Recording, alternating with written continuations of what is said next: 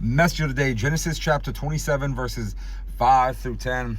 Now Rebekah was listening when Isaac spoke to his son Esau. So when Esau went to the field to hunt for game and bring it, Rebekah said to her son Jacob, I heard your father speak to your brother Esau. Bring me game and prepare for me delicious food that I may eat it and bless you before the Lord before I die.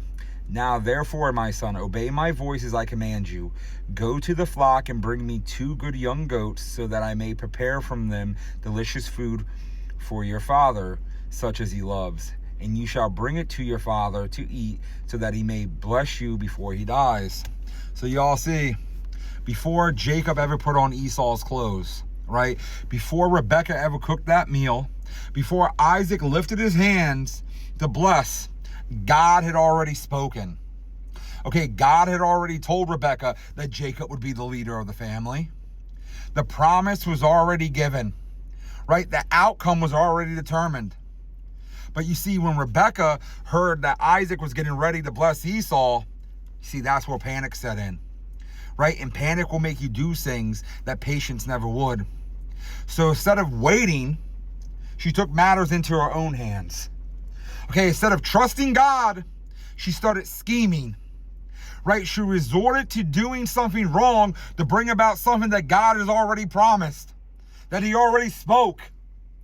And you see, in her mind, the end justified the means. Okay, and if we're honest, we've all been there before. God speaks something over your life. You believe it. You wait, and then you wait, and then you wait.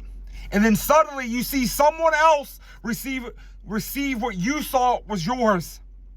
So you say, hold up a minute. That was supposed to be mine.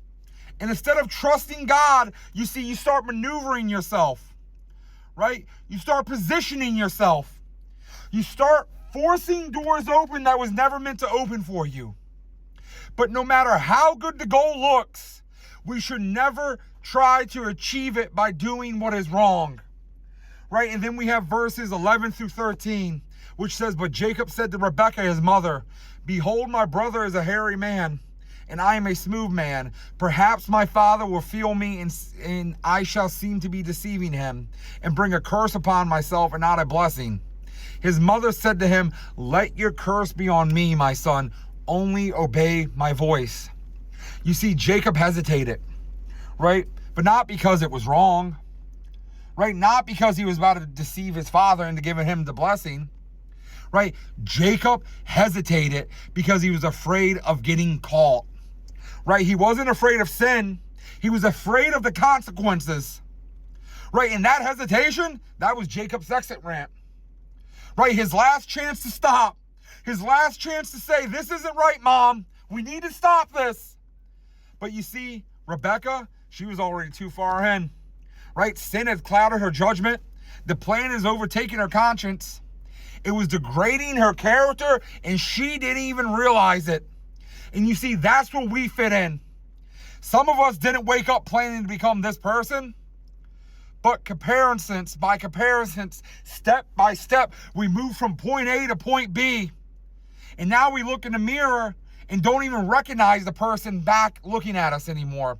Or we hate the person staring at us. Right, but here's the truth. Correcting yourself in the middle of doing wrong, it's going to hurt. It may disappoint some people, but it will also break sin's control and bring freedom. Moral dilemmas expose real motives, right? And more often than not, we're not worried about doing what's right. Okay, we're worried about getting caught. You see, Jacob never objected to the deceit. He only feared the punishment if it failed. And that's a warning sign. So if you're afraid of getting caught, you already know you're standing in a place that was less than honest, something you wasn't supposed to go do, right? But let that fear be mercy. Let it be God saying, turn around, get up and run. Because you see, Jacob paid a huge price for that lie. Yes, he got the blessing, but you see, he lost his home, right? He lost his peace. He never got to see his mother again. His brother wanted to kill him. He was later deceived the same way that he deceived others. His life became marked by struggle, right? And Esau became the founder of a nation that would become Israel's enemy. And here's the irony between that all. Jacob didn't have to lie at all. Genesis chapter 25, verse 23 already told us the blessing was his. God had already decided. Imagine how different his life would have been if he and his mother would have waited. If they would have trusted God to do it his way in his time. So God doesn't need your manipulation to fulfill his promises. Right? When we rush them, we don't speed up the blessing. We just multiply the damage. So stop forcing doors open. Stop justifying sin because the goal feels holy. Stop trading obedience for control. And stop. You better stop right now trying to make God punch a clock. If he said he'll do it, then he'll do it and he'll do it clean.